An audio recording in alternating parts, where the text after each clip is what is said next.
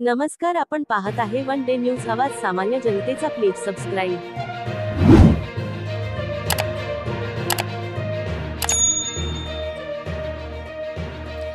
पणन व अल्पसंख्याक विकास मंत्री अब्दुल सत्तार यांची छत्रपती संभाजीनगर जिल्ह्याच्या पालकमंत्रीपदी नियुक्ती जाहीर होताच सिल्लोड येथे त्यांचे जनसंपर्क कार्यालय सेना भवन येथे शिवसेना कार्यकर्त्यांनी एकच जल्लोष केला. एकमेकांना लाडू पेढा भरवून कार्यकर्त्यांनी आनंदोत्सव साजरा करीत एकमेकांच्या शुभेच्छा दिल्या.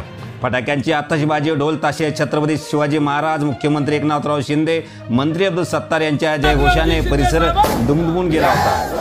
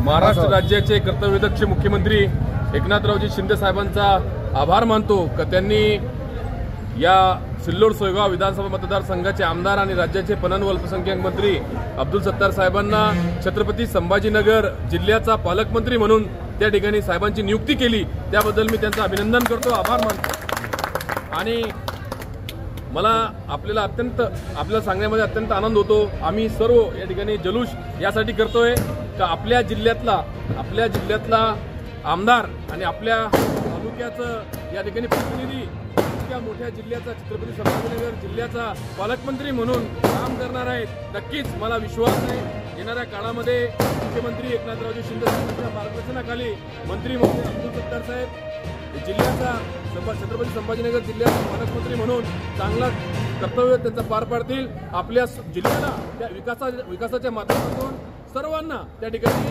न्याय देतील. चांगलं काम त्याच्या माध्यमातून या जिल्ह्यामध्ये होईल असा मी विश्वास तुम्हाला या निमित्ताने देतो. आणि शिवसेनेच्या सर्व कार्यकर्त्यांचा, पदाधिकाऱ्यांचा, नेत्यांचा साहेब या ठिकाणी पालकमंत्री झाले त्याबद्दल मी सर्व कार्यकर्त्यांचं अभिनंदन करतो, त्यांना शुभेच्छा देतो. भविष्यामध्ये सुद्धा अशी चांगली बातमी आपल्याला या ठिकाणी मिळणार आहे.